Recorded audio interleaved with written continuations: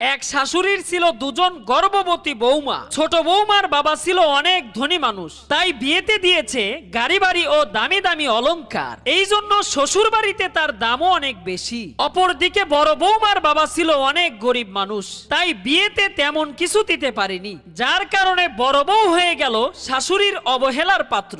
একদিন হঠাৎ তারা দুজন হাসপাতালে সন্তানের মা হলো। এদিকে শাশুড়ি পুরো ঘর সুসজ্জিত করে অপেক্ষা করতে লাগলো তার ছোট বউ ও তার ছেলের জন্য। বড় বউ আর তার ছেলের কথা কারো ভাবনাতেই নেই। ঠিক এমন সময় হাসপাতাল থেকে ছোট বউ ফোন করে বলল, মা, আমি হাসপাতাল থেকে সরাসরি আমার বাবার বাড়ি যাচ্ছি, কারণ হইল এখন আমার আরাম দরকার। ছোট বৌমার কথা শুনে শাশুড়ি অনেক কষ্ট পেল। ঠিক তখনই বড় বৌমা তার ছেলেকে নিয়ে বাড়িতে চলে আসলো। শাশুড়ি তখন বলল, তুমি কেন যাওনি তোমার বাবার বাড়ি? তখন বড় বউ বলল, কেন যাব বাবার বাড়ি, এটাই তো আমার বাড়ি।